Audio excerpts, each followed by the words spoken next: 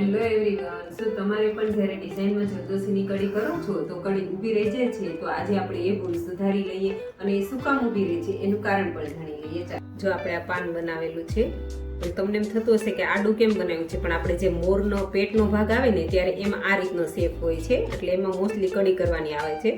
તો આજે આપણે એમાં જ શીખીએ કડી. જો અહીંયાથી આપણે પોઈન્ટ ઉપર જ જરદોશી લેવાની છે. પોઈન્ટ ઉપર આવી રીતે પહેલા સોય કાઢી લેવાની છે અને આ જરદોશીની કડી સોયથી જ થશે. જો એક્ઝેક્ટ અહીંયાથી દોરો કાઢ્યો છે એટલે આ બાજુ નજીકમાં જે સોય આ રીતે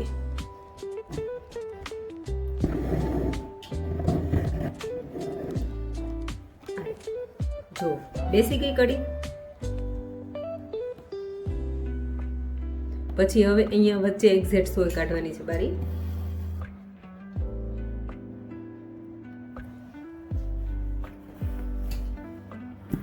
એકદમ નજીક બાજુમાં જ તે પાછી સોય બીજી નાખવાની, એટલે આ રીતે થઈ જશે. જો હવે આપણે બે કડી કરશું. આ રીતે વચ્ચેથી સોય કાઢીએ.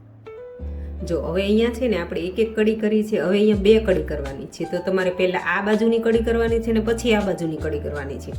તો આ બાજુની કડી પહેલા કરવાની છે, તો પહેલા આપણે આ બાજુથી સોય કાઢી અને પછી હવે સોયને છે ને અહીંયા નાખવાની છે આ બાજુ.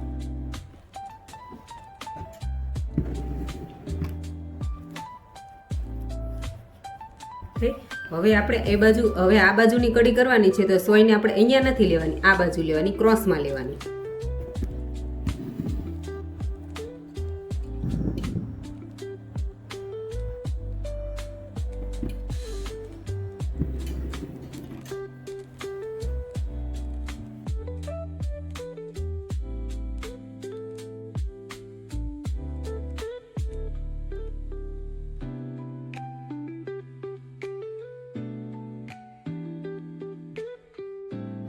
હવે 3 કડી પાડીશું.